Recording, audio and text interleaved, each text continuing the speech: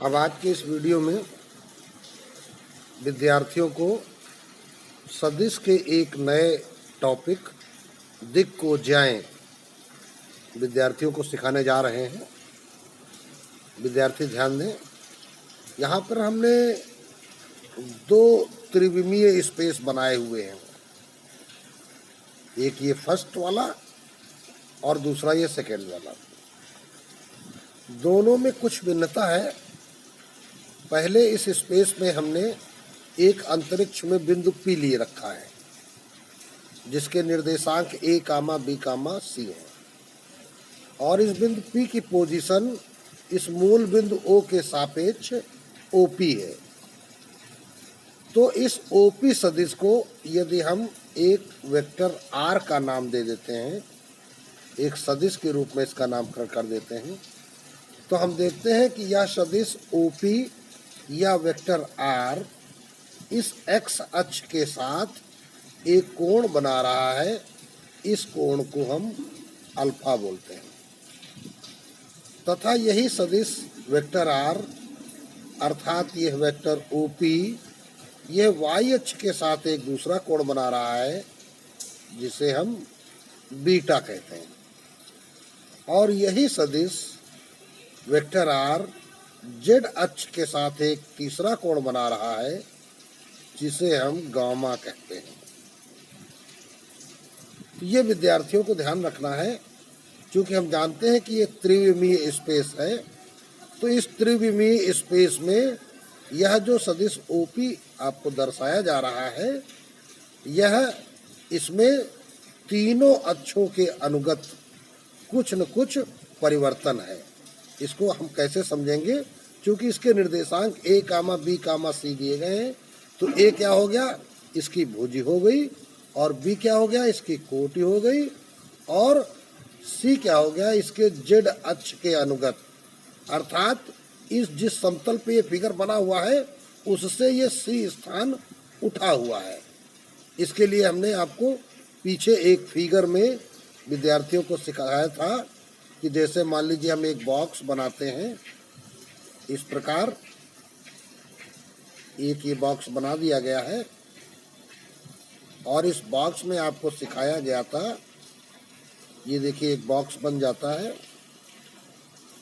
कि ये अगर मूल बिंदु है तो x अक्ष के अनुगत हम A स्थान चले, y अक्ष के अनुगत हम B स्थान चले, फिर उसके बाद z अक्ष के अनुगत हम C स्थान चले। तो ये जो हमको एक बिंदु मिल जाता है जो कि भूमि तल से ऊंचाई पर स्थित है ना, तो ये बिंदु P मिल जाता है। तो इस प्रकार ये जो है आप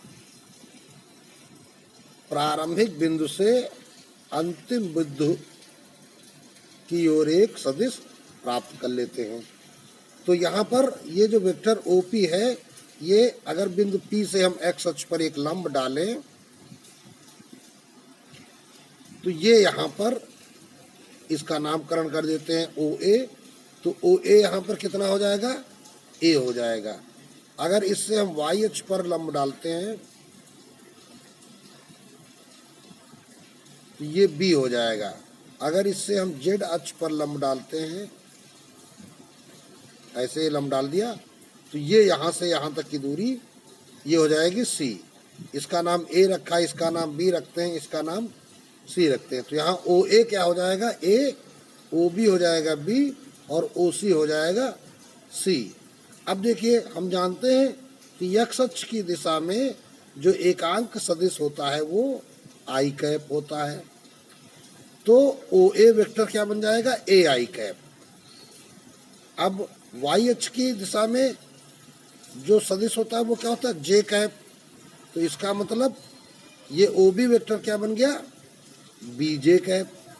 इधर देखिए क्या होता है, K कैप Z अक्ष की ओर, तो ये बन जाएगा CK कैप।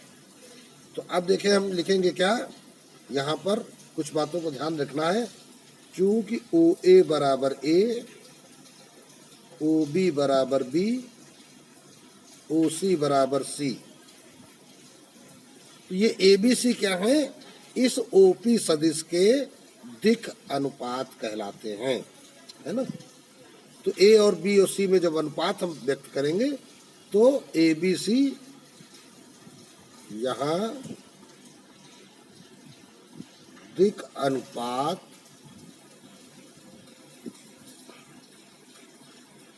ए बी तथा सी हैं, है ना। चाहे तो दिक् अनुपात बराबर ए बी तथा सी लिख दो। तो इसका मतलब दिक् अनुपात का तात्पर्य क्या हुआ? अक्षों के अनुगत किसी सदिश द्वारा बनाए गए अनुपात, अक्षों के अनुगत। एक्स अक्ष पर उसका कितना प्रक्षेप बन रहा है, वाई अक्ष पर कितना बन रहा है, जेड अक्ष पर कितना बन रहा है, इनमें जो अनुपात होता है वही दिक् अनुपात कहलाता है। अब एक शब्द हमने अभी प्रक्षेप की बात की, तो थोड़ा सा इसको डिस्कस करके विद्यार्थियों को बताते हैं।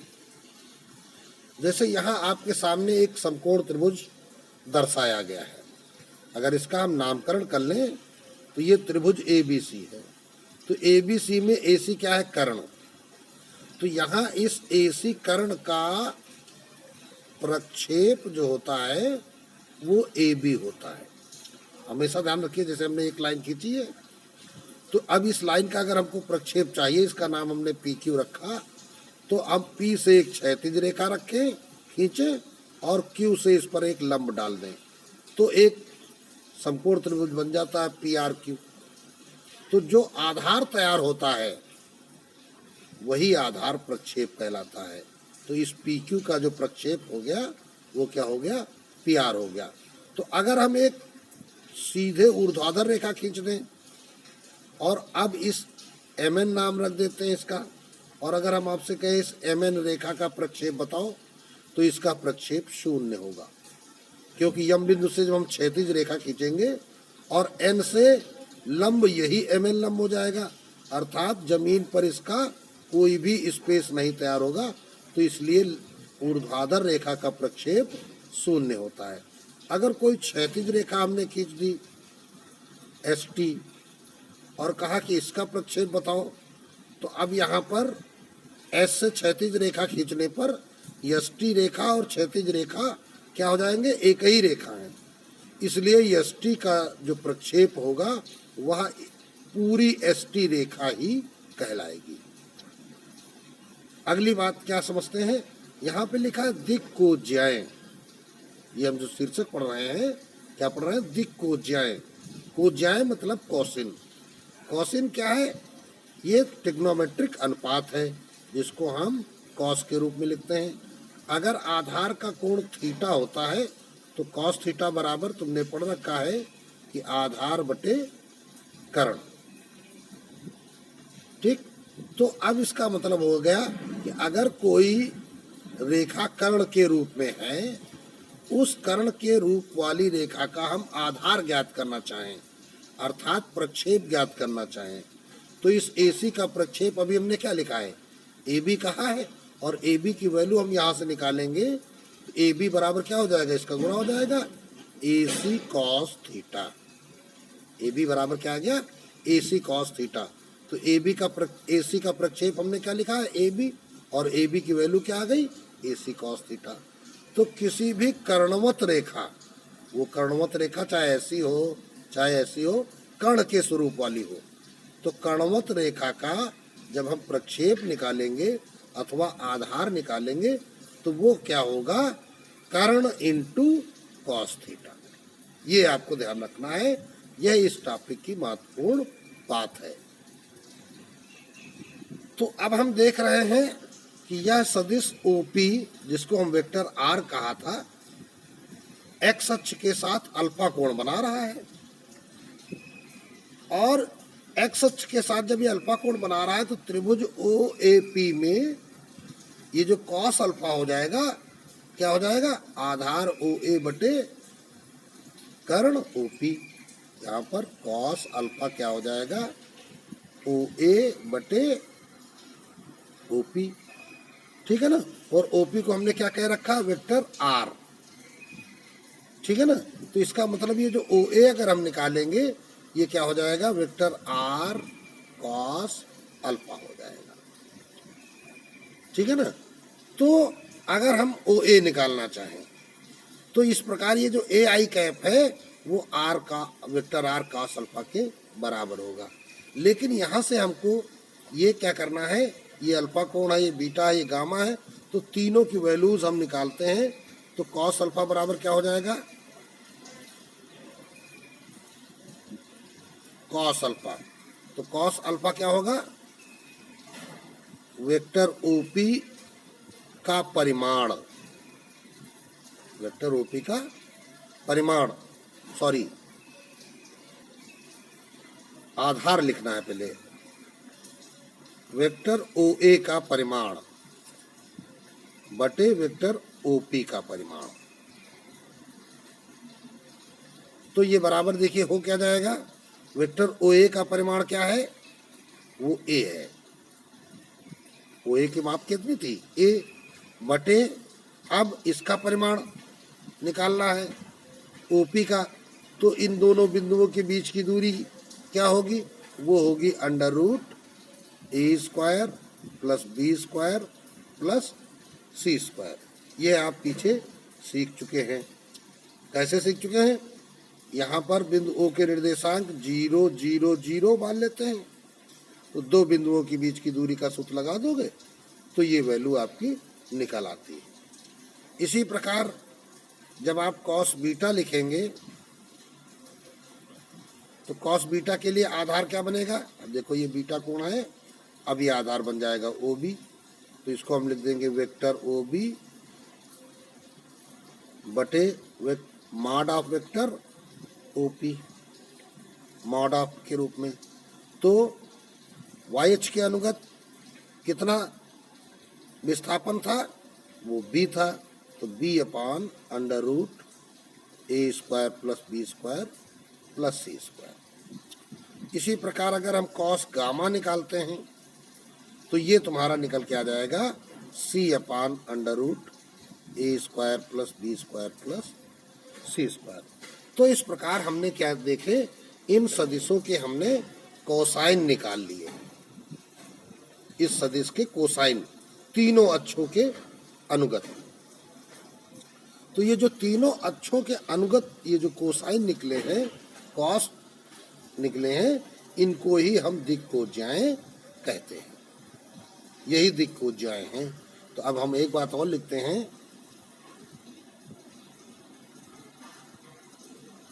दिक्कोज्याएं कौन कौन सी हैं, कॉस अल्फा, कॉस बीटा और कॉस गामा। इनको हम या एल एम एन भी इनको कहते हैं। तो इस प्रकार हम ये जो सूत्र हमने अभी ऊपर लिखे हैं, कॉस अल्फा बराबर इतना, तो यही सूत्र एल बराबर हो जाएगा, यही सूत्र एम बराबर हो जाएगा और ये सूत्र एन बराबर हो जाएगा। तो चाहे कॉस अल्फा बराबर लिखो A upon under root A square plus B square plus C square, है ना, कॉस बीटा बराबर ये लिखा, कॉस गामा बराबर ये लिखा, या हम एल बराबर भी यही सूत्र लिख सकते हैं, ठीक है ना। और यहाँ पर एक काम और हो जाता है कि यहाँ पर हमको प्लस माइनस चिन्ह भी लगाना पड़ जाता है।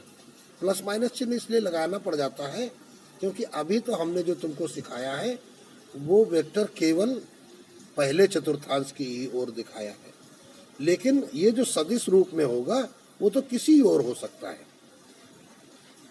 ना। तो इसलिए यहाँ पर प्लस माइनस के निशान का प्रयोग किया जाता है ना। दूसरे शब्दों में हम ऐसे भी समझ सकते हैं कि जब हम अंडर रूट करके वैल्यू निकालते हैं तो under root value plus minus के रूप में ही निकलती है। किसी भी संख्या का जब हम वर्गमूल करते हैं तो वो प्लस माइनस के रूप में निकलता है। तो जहाँ पर अंडर रूट का यूज हो जाता है वहाँ प्लस माइनस लगना स्वाभाविक हो जाता है। अब दूसरी स्थिति पर विचार करते हैं। यहाँ पर अंतरिक्ष में दो बिंदु हैं, तो अगर हम मूल बिंदु से अंतरिक्ष में स्थित इन दो बिंदुओं को देखेंगे तो इनकी पोजीशन हमको इस प्रकार दिखेगी। ये वेक्टर ओ ए हो गया और ओ से भी हम देखेंगे इस दिशा में, ये वेक्टर ओ बी हो गया। ठीक है ना। और इनका जो है यहाँ पर ए बी सदिश है वो इस रूप में है। तो ए से अगर हम x अक्ष पर लंब लाएं, निर्देशांक इसके x1 है, तो यहाँ से यहाँ ये दूरी हो गई x1। फिर b से जब इसको हम लंब डालेंगे तो ये दूरी जो यहाँ से यहाँ तक, ये पूरी दूरी बनेगी x2 यहाँ से यहाँ तक। तो ये जो दूरी होगी ये क्या हो जाएगी x2 माइनस x1 यहाँ से यहाँ तक। इसी प्रकार जब a से हम y अक्ष पर लंब डालेंगे और b से जब हम y अक्ष पर लंब डालेंगे तो ये दूरी जो यहाँ से यहाँ तक की बनेगी ये बनेगी y2 माइनस y1। और ये दूरी हो जाएगी y1 और ये दूरी हो जाएगी y2। तो ये जो दूरी बचेगी ये y2 माइनस y1। अर्थात ये जो ए बी सदिश है वो y अक्ष पर कितनी दूरी बना रहा है, वो इतनी दूरी बना रहा है। ये ए बी सदिश x अक्ष पर इतनी दूरी बना रहा है, ठीक है ना। अब z अक्ष पर आएंगे तो जब z अक्ष पर अब इससे हम लंब डालेंगे, ये हमने लंब डाला और ए बिंदु से लंब डाला, तो यहाँ से लेकर यहाँ तक इतना स्थान जो है ये इसने z अक्ष पर बनाया। तो यह दूरी क्या हो जाएगी, ये हो जाएगी z2 माइनस z1।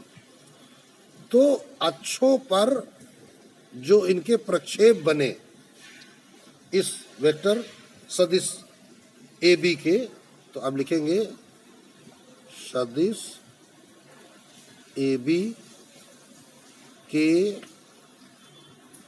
अक्षों पर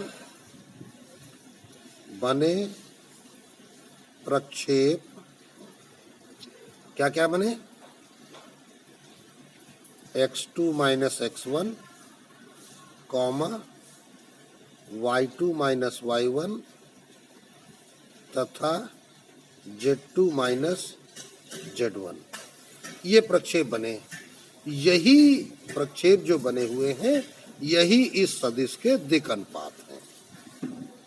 तो अब क्या लिखेंगे, हम क्या लिखेंगे, x2 minus x1 comma y2 minus y1 तथा z2 माइनस z1 सदिश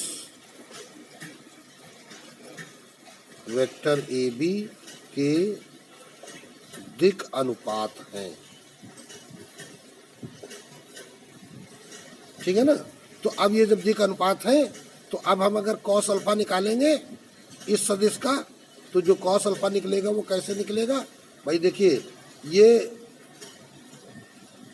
ए से हम एक समांतर रेखा खींच देते हैं एक्स अक्ष के अनुगत, तो ये कोण अल्फा कहलाएगा, है ना। जब वाई अक्ष के अनुगत खींचेंगे तो ये कोण बीटा बनेगा, जब जेड अक्ष के अनुगत खींचेंगे तब गामा बनेगा। तो यहाँ पर इनके बीच की जो दूरी होगी, इस ए और बी के बीच की दूरी, तो यहाँ पर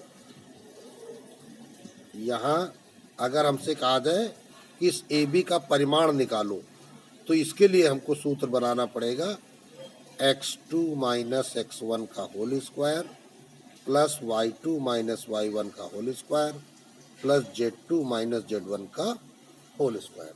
तो ये दो बिंदुओं के बीच की दूरी का सूत्र यहाँ पर प्रयोग किया जाएगा। तो इसलिए यहाँ पर जो cos अल्फा निकलेगा, है ना, जिसको आप L कहते हैं, तो बराबर क्या हो जाएगा x2 minus x1 upon under root x2 minus x1 का whole square plus y2 minus y1 का whole square plus z2 minus z1 का होल स्क्वायर। कॉस अल्फा हो जाएगा।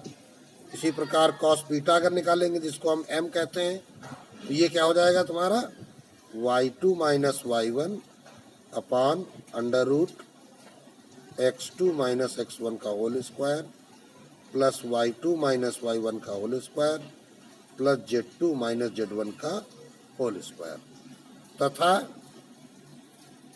कॉस गामा, जिसको हम n कहते हैं, तो ये हो जाएगा z2 माइनस z1 बटे under root x2 minus x1 का whole square plus y2 minus y1 का whole square plus z2 minus z1 का होल स्क्वायर। तो इस प्रकार यहाँ पर जब दो बिंदुओं को मिलाने वाला सदिश दिया हो तो इन तीन सूत्रों को हम दिक् अनुपात दिक् कोज्याओं के रूप में निकालते हैं। अब यहाँ पर एक महत्वपूर्ण सूत्र और आपको याद रखना है। वो महत्वपूर्ण सूत्र क्या है कि cos square alpha plus cos square beta plus cos square gamma बराबर 1 होता है। या फिर इसको हम ऐसे भी कह सकते हैं L square plus M square plus N square बराबर 1।